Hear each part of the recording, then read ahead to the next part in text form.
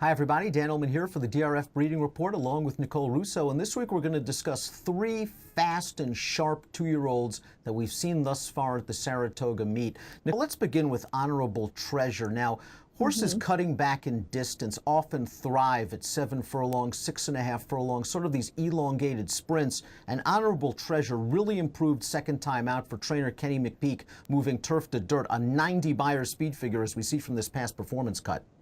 Yeah, very much so. Came into this off-turf race early Saturday, Alabama undercard, and really ran a nice race and a fast race over a track that I think was a little bit deep and tiring as it was drying out. Ran much faster than a similar maiden for 2-year-olds went later in the day.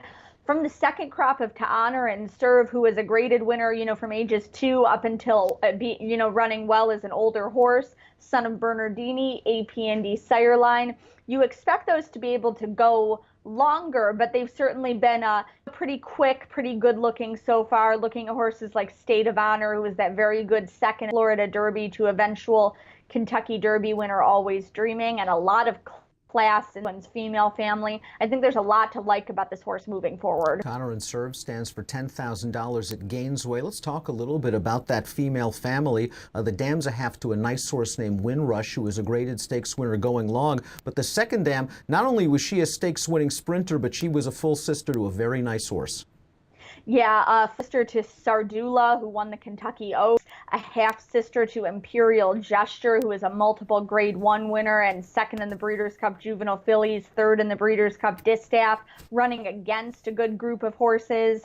Just a lot of class, a lot of long-winded, classic-type performers in that pedigree. This horse already has foundation, has won at 7 furlongs, has that long-distance pedigree. Perhaps we will see him stretch out a distance in Kentucky for Kenny McPeak. The maiden win, of course, just came on August the 19th. A horse that we're expecting to see towards the end of the Saratoga meeting in the signature race for 2-year-old colts, the Grade 1 hopeful, is Todd Pletcher's Mojovation. We're going to take a look at his past performance cut right now.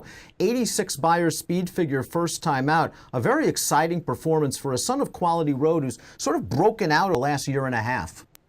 Yeah, he really has. Quality Road got off to a very good start with juvenile Hootenanny early on, but he's really come alive recently. Of course, he has Ableton, leading 3-year-old filly out there who's won the Kentucky Oaks and the Country Club American Oaks. He's got another good filly out there in Salty, who has kept knocking heads with Abel Tasman, unfortunately for her. They seem to run a little bit of everything. He's got good turf performers, Frank Conversation out there, Hootenanny, who kind of excels more at shorter distances, Abel Tasman, who's winning around 2 turns.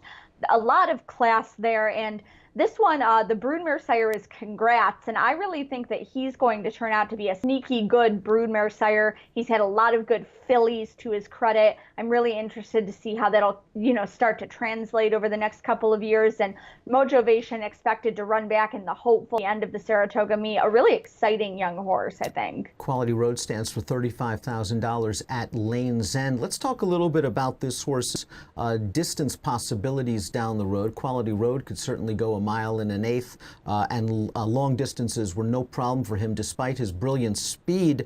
Mojovation's from the family of CT, who was just a versatile horse. It's a shame he's kind of forgotten about. A Grade 2 stakes winner who was second in the Santa Anita Derby and third in the Breeders' Cup Sprint, the Met Mile, and the Cigar Handicap. That horse could step, and he had some speed. Do you think, though, that Mojovation's overall pedigree geared to middle distances?